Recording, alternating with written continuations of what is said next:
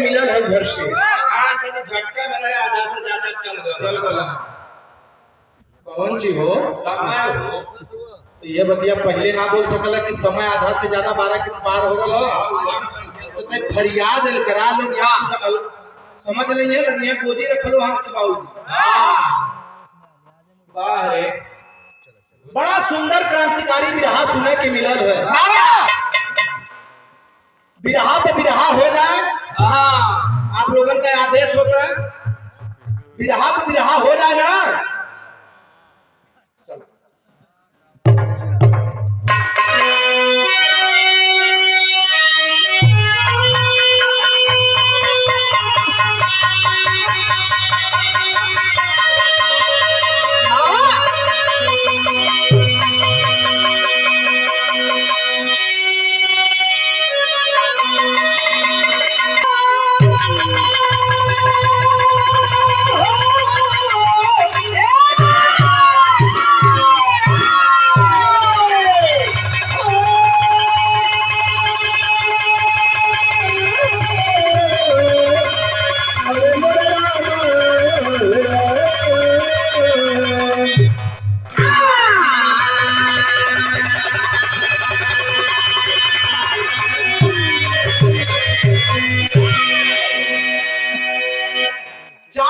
भूमिका हो गाना में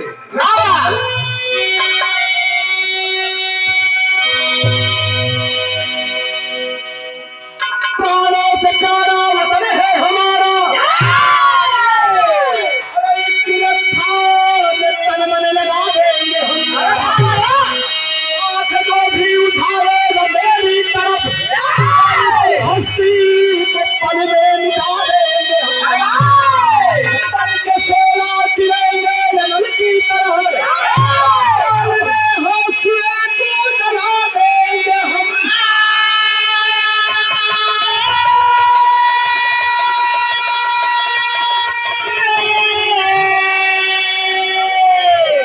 नालदी मेरी अस्थि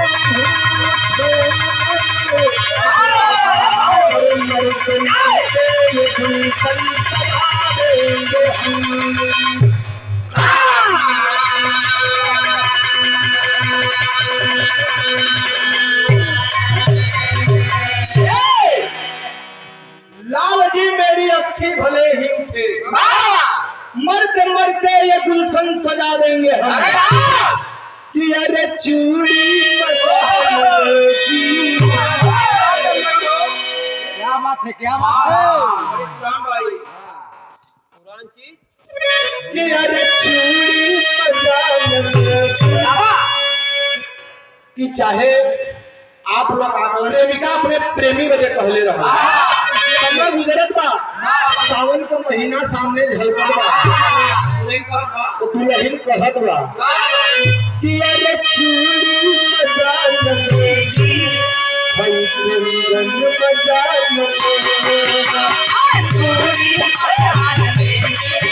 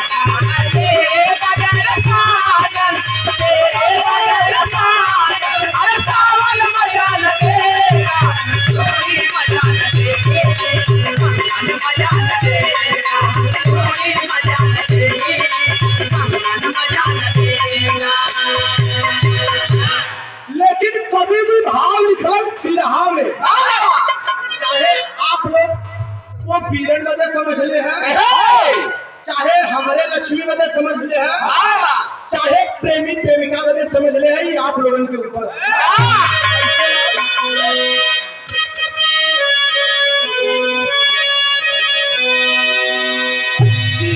तुझ में है जवानी, तुझ में है जवानी, तो मुझ में भी है जवानी, तुझ में भी है जवानी, तो मुझ में भी है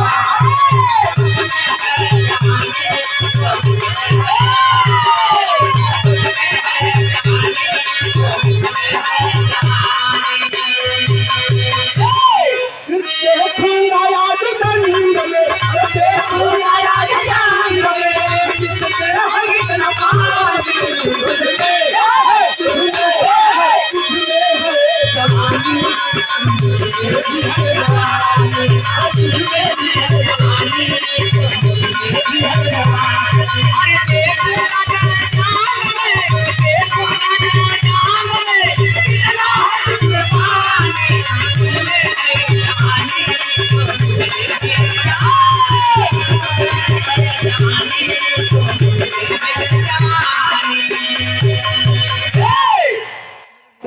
चौहरी में शेर लाइन लगल, लेकिन पन्नू गुरुजी वाली एक एक लाइन फरियाद के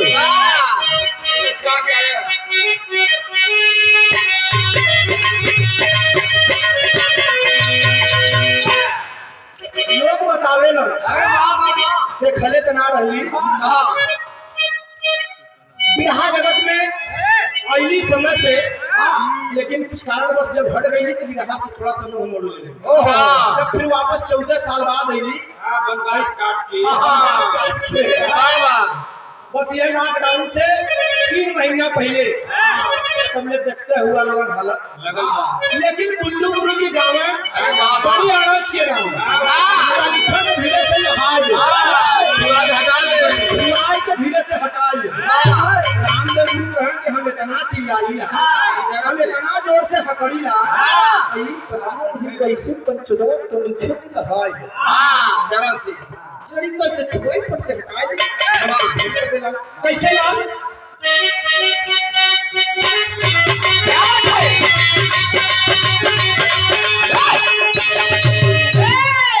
कि अरे जकड़ी बेड़ी में जन्मी ये को सदा खसारी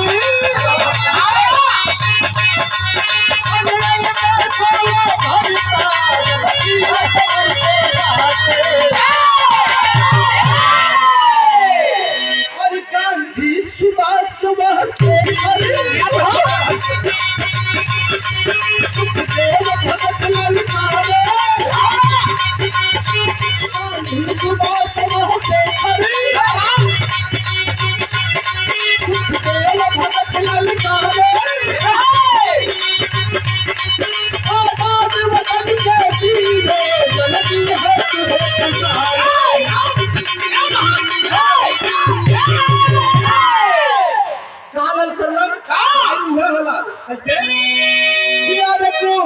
को मार भगाना कोई को सदा सवारी को मार भगाना कोई को सदा सवारी हमारे दंड को हरी जलन तेरा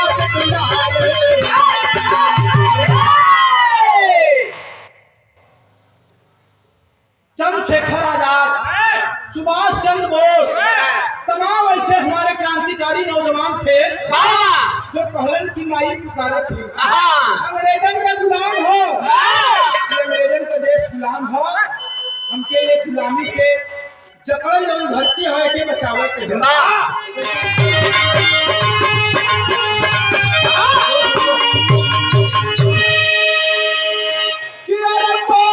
भारत माता की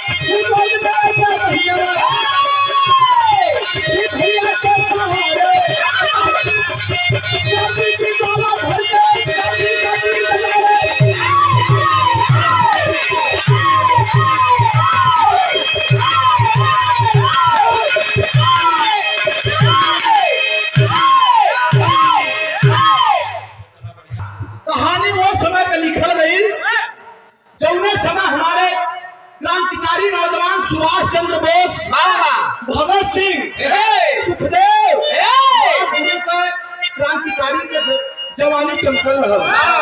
वही समय कानपुर के अंदर एक लोहा सिंह नौजवान था। बचपन में माई बाबू छोड़ के दुनिया से चल गई। 10 साल का लोहा सिंह अब गोद में एक 6 महीना साल भरे गया। जौने समय माई बाबू मरलन, भैया अपने बहिनी के लेके अपने चाचा के पास गई। चाचा के साथ रहे लगलन, क्रांति का ज्वाला जगावे लगलन, क्रांतिकारी नौजवान बना लगलन। धीरे धीरे समय गुजरे तो भैरव कला लेकर बिरहा में गीत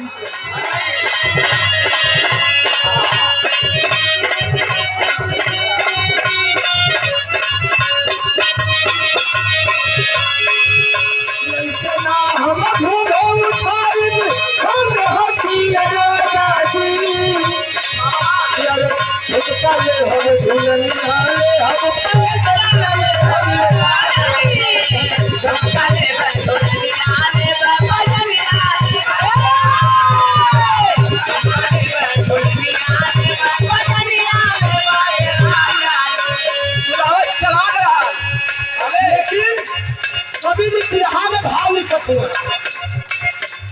क्रांति की ज्वाला भर के सीने दिल बधेला चल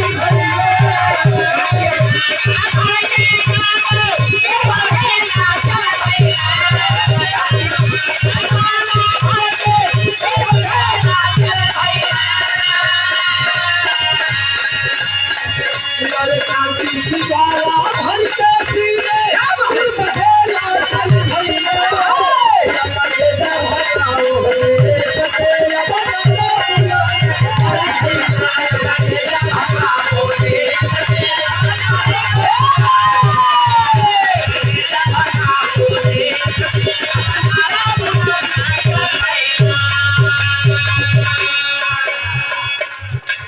कभी भी लाइन देखो पाचा संगे माई बाबू छोड़ गई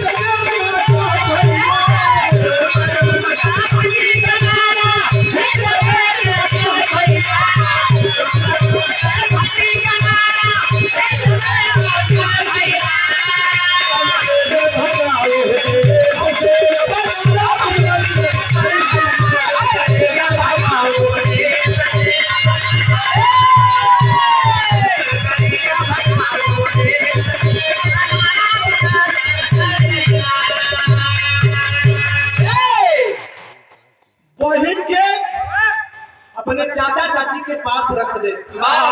क्रांति नौजवान के साथ घूमे लगला। और धीरे धीरे जब 12 साल की उम्र भई तो कैलन हकालाल बिरहा में लाइन बदल गई।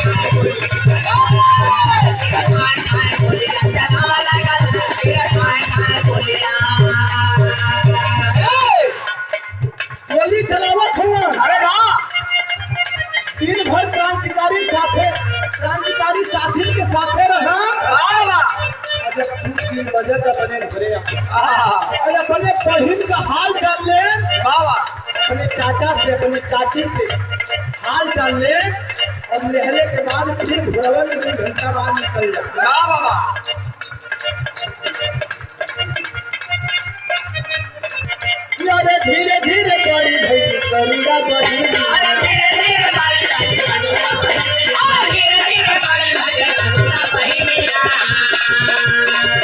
माथे पर लकीर भगवे ना जानी माथे पर लकीर भगवे ना जानी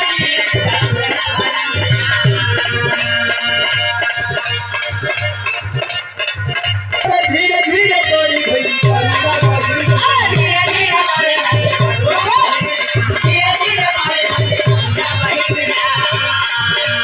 अरे माथे पर लकीर भगवे ना जानी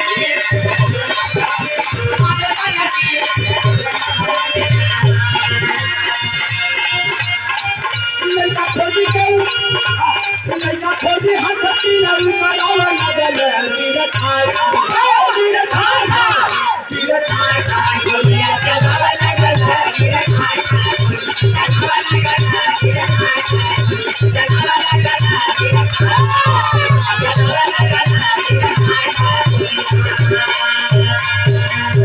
धीरे धीरे जब करुणा बहिन 16 साल के भइल तो पर खोजे बजे क्रांतिकारी नौजवान लोहा सिंह घूमे लगल अपने साथी से कहे लगलन कि दिन भर हम बड़ा चिंतित रहिला क्रांतिकारी नौजवानन के पीछे साथे रहिला लेकिन दुश्मनन पर काम तो करीला वार तो करीला लेकिन दिन भर माथे पर एक लकीर बनल रहला कि हमार बहन धीरे धीरे सयान हो गई घरे में सयान हो गई।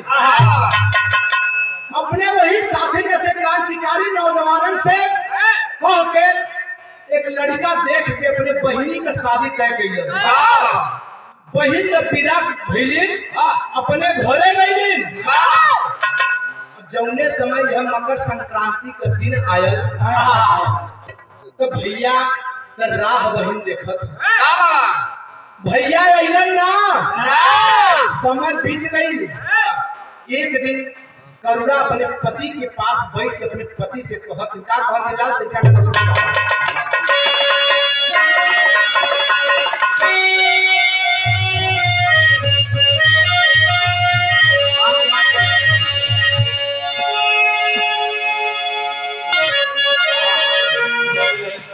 कि अरे रेवली पहिलिया सो अरे रेवली पहिलिया सो भरी के नयना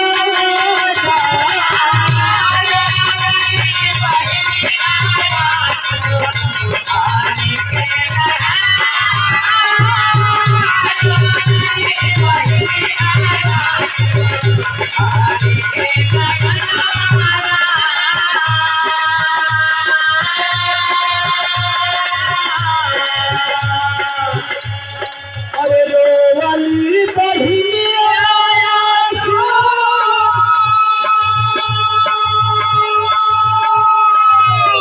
अरे भरी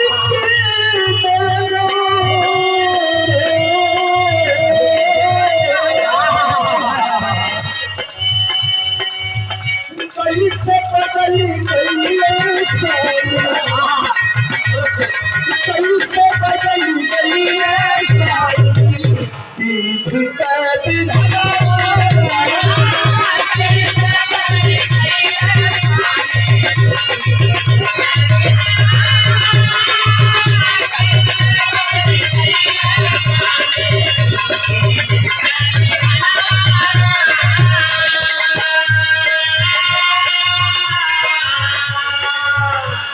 समय करुणा अपने स्वामी से रोवत है अरे क्रांतिकारी नौजवान है तुम्हारा भाई क्यों परेशान हो कहीं व्यस्त होगा क्रांतिकारी नौजवानों के साथ अंग्रेजों को मार भगाने के लिए कहीं पिछड़ रहा होगा लेकिन बहनिया रो के बहुत होता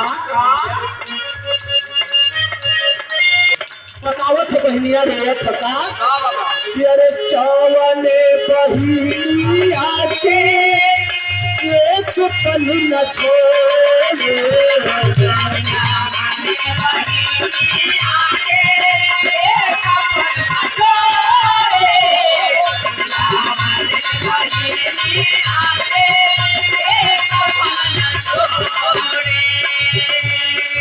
माई बाबू का प्यार देके हमर के जोड़े हो हमर के जोड़े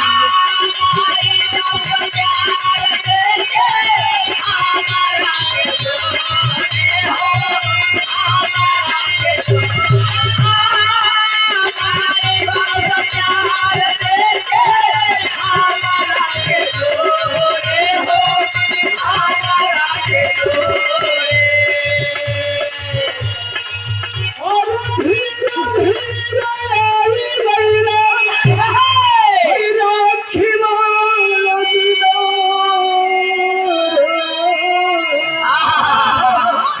अरे कैसे बदली कैसे बदली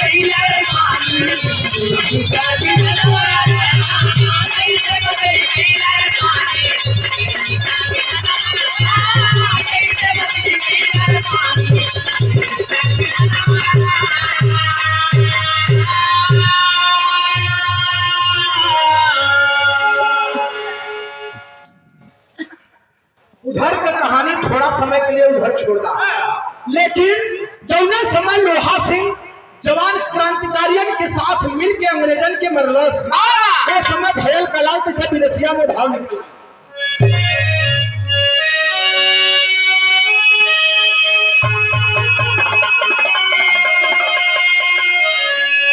अरे लोहा सिंह जवाना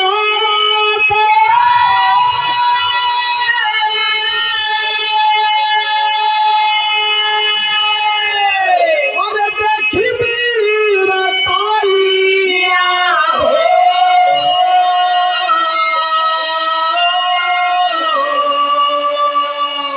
अरे लगना बनाए पापी तेरे मीरा दाइया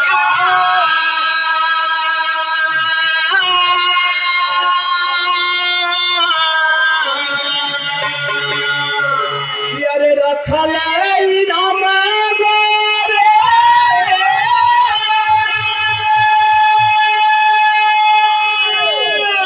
बाबू लोहा सिंह जवाना पे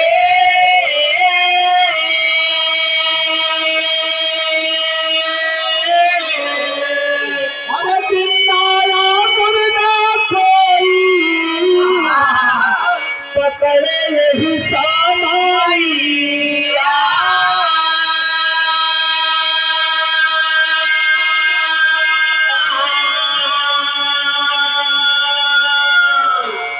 अरे घर से फरार भइले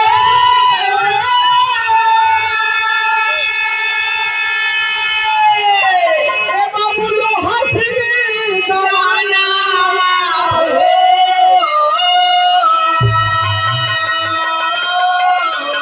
अरे घरवा पे रही गई अरे करुणा बहिया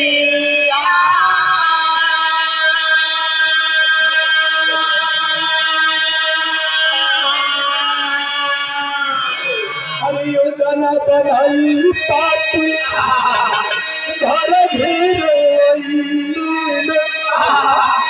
सोचल करुणा कैसे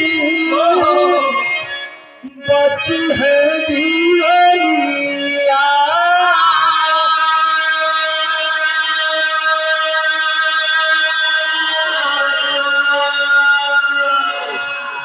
रक्षाबंधन का दिन जब आयल करुणा अपने स्वामी जी के लेके अपने स्वामी से कह के अपने मायके अइली भैया के पा के बड़ा प्रफुल्लित भइली लेकिन जौने दिन करुणा अइली रात में भैया अइलन देख के बड़ा हाहाक भैया से मिलली। लेकिन लोहा सिंह कहलन की बहिनी तू चाचा चाची के पास याद रहा, गुप्त रूप से याद अपने पति के साथ अपने ससुरा में चल जा। कहलन के अरे भैया इससे कहे बोलत हुआ, कहा बहिनी हमारे ऊपर पापी अंग्रेज इनाम रख दिले हुआ। कहलन कि भैया तो का है, कौन दिक्कत हो गई? बाबूजी पता चलल है लोहा सिंह के कि आज अंग्रेज हमारे घरे पर छापा मरी है। बहिनिया सुतल बा। लोहा सिंह तो इतना मजबूरी हो गई कि बहिनिया के जगह ना पड़ी और घरवा से धीरे से निकल पिछली दीवारी से फरार हो गई। करुणा घर में अकेले रह गई। जब ने समय करुणा घरे में अकेले है, अंग्रेज आके पापी चारों बगल से घेर ले। अकेले बहिना वही घरे में पड़ल बा। लेकिन लोग बतावे लन बाबू का घेरना है। वो समय अपने अंदर हौसला भर के करुणा कैली निकाला। यहाँ में जोश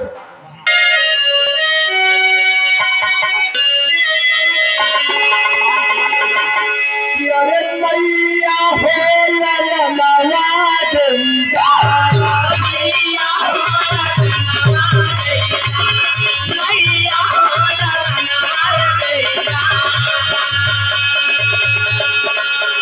बहिनी हो बिरनवा देगा, बहिनी हो बिरनवा देगा, बहिनी हो बिरनवा देगा।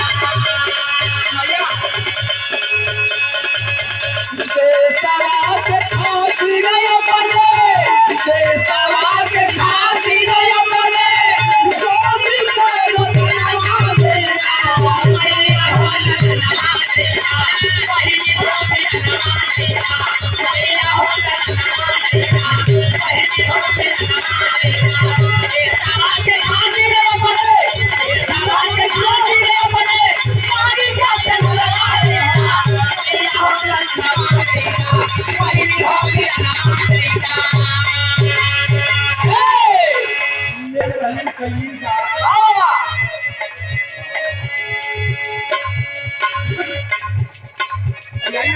अरे सारा पर पगड़िया बंधली,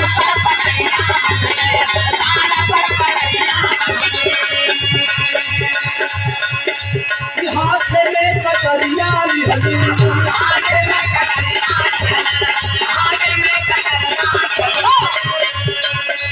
लड़किया बतावे खातिर, लड़किया बतावे खातिर हमको ढीला सिखिया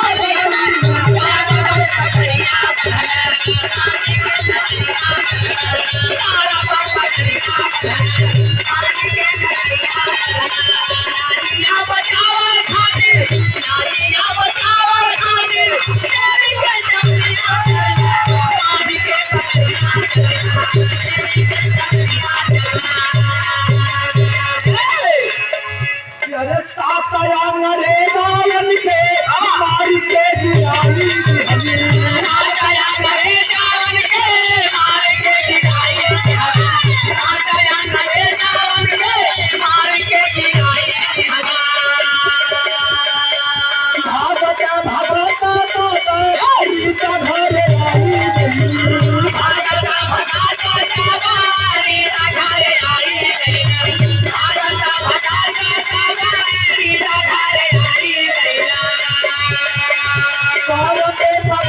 हाथ में पकड़िया लिहली, योगिया बतावे खातिर, योगिया बतावे खातिर पापी अंग्रेजिया सारा पर पकड़िया धले, हाथ में पकड़िया धले, सारा पर पकड़िया धले, आगे ला पकड़िया धले, नादिया बतावे खातिर, नादिया बतावे खातिर सारा पर पकड़िया धले, सारा पर पकड़िया धले, आगे ला पकड़िया धले।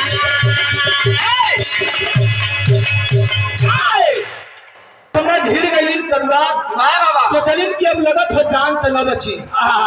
जान के न बची बाबू, घरे में अपने सुविधा बदे कटार रखल रहल, लेकिन वह कटार कफन बांध के सर पर सोचलिन कि आज तो मौत हमार लिखल है।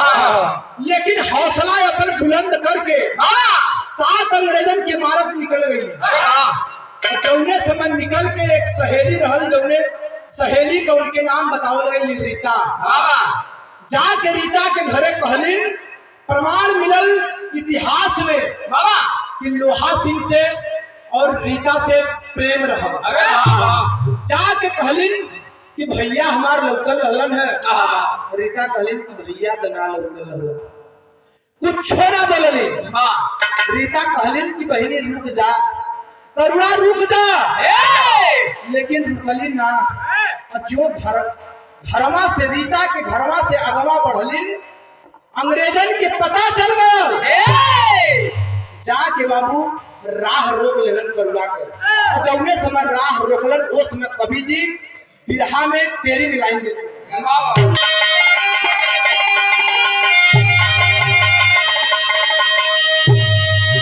अरे चहरवा दबकी माटी हो गया, अरे चहरवा दबकी माटी हो गया, अरे काप गई अंबर से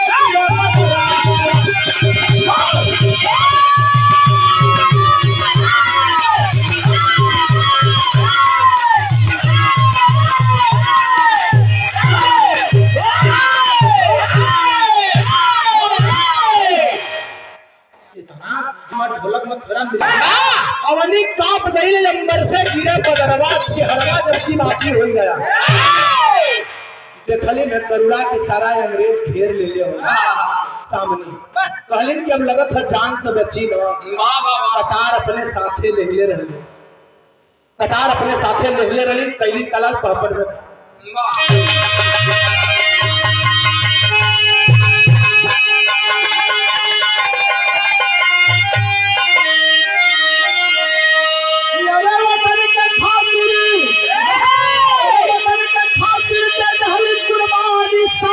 भारत के मार के खंडर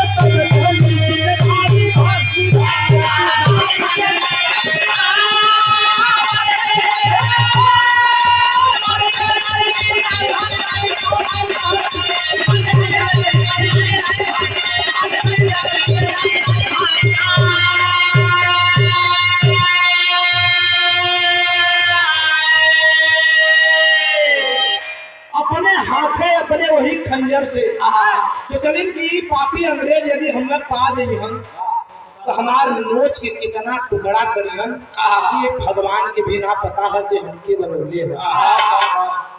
वही खंजर से मार के अपन प्राण त्याग देली। जब प्राण त्याग देली, 2 दिन बीतल, 3 दिन बीतल, 4 दिन बीतल, 5वां दिन जब बीतल तो क्रांतिकारी नौजवान लोहा सिंह कहीं से घूमत अइलन अपने घरे।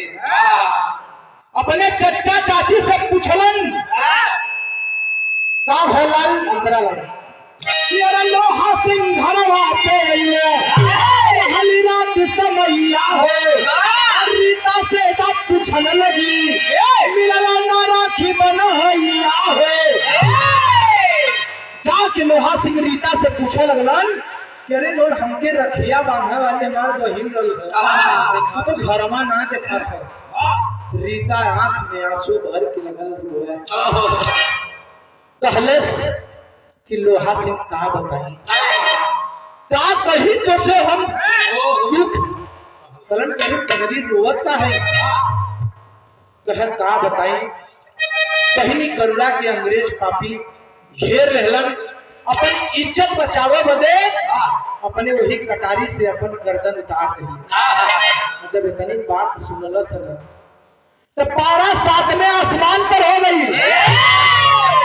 7वें आसमान पर भैर तो भैर कलाल आल्हा ने भावी।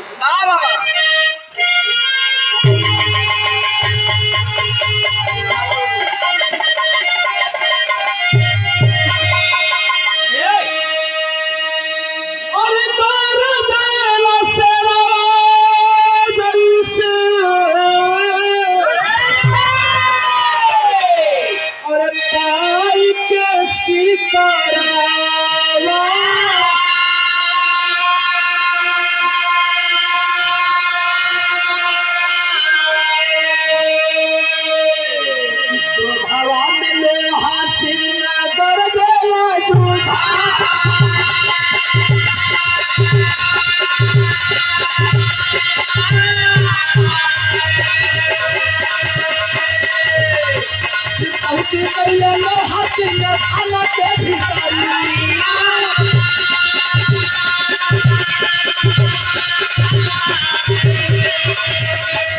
आने सारा साहब कहला कुर्सी पर सोना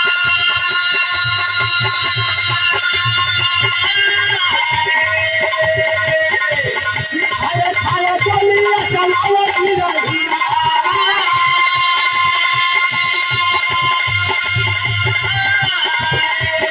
थानेदार साहब गइले पीछे भोरा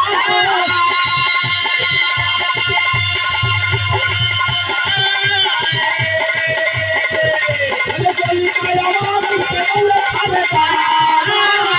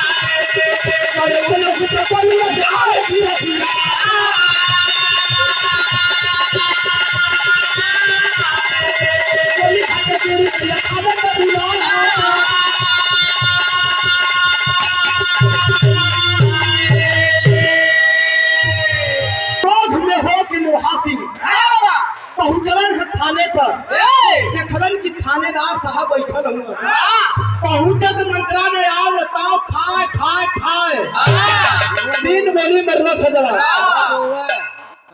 पीछे स्क्वाड में बियर की माचिंग रोई है अम्मा गिर के दांत चियार दे दौड़ के थानेदार थाना का लोग अइलन गोली चलावत पीछे भागत गोली चलावत पीछे भागत रहल दौड़ के एक घर पुलिस वही घरवा में घुस गए घरवा पे लिखल रहल थानेदार जे रहल वो चौकी का इंचार्ज थानेदार का मलिकार जे रहल ओकर नाम लिखल रहल उनकर लड़का और उनकर पत्नी के देखलस त क्रोध में नहा इतना पागल रहल कि गोली चला के उन्होंने सबके मार देलस जब मरलस तो थाना के अंदर भी घिराए गए जब घिराए गए बाबू तो सब अंग्रेज पकड़ लेलन के पकड़ के कैलन काल खड़ी में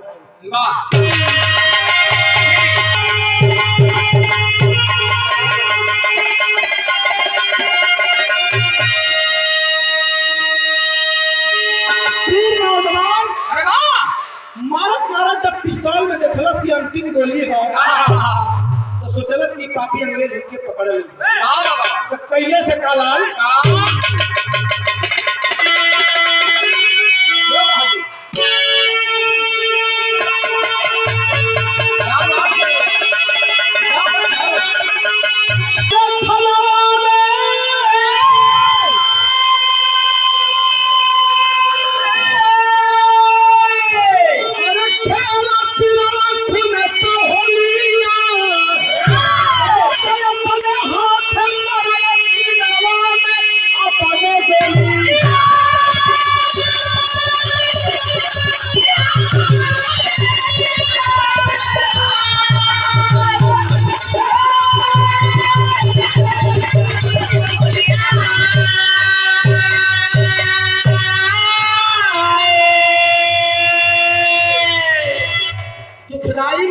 जीवन बीतल माई बाबू बचपन में छोड़ के चल गईलन लेकिन क्रांतिकारी नौजवान न बहन अंग्रेजों के हाथ से मरी न अपने अंग्रेजों के हाथ से मरी तो कवि जी एक लाइन माँ के लिए लिखे हैं क्या अरे धन्य रहे पीर धन्य रही मतारी पेशवा के खातिर गुजत रही तिलका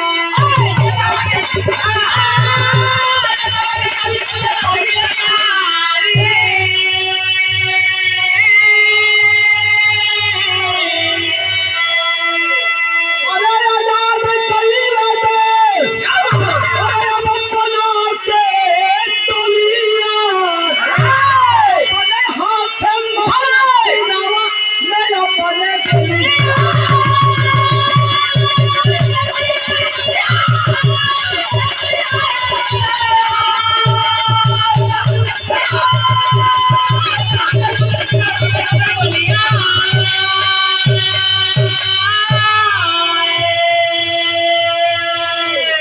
धन्य है उस माँ के चरण में को भी प्रणाम है जो ऐसे वीर सपूतों के धरा पे जन्म दी।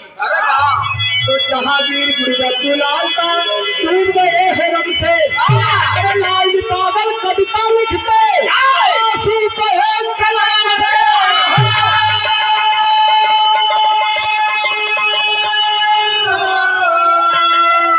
अरे चेहरा जब की माटी हुंगवा तमीरन बिदे लाल के काकर है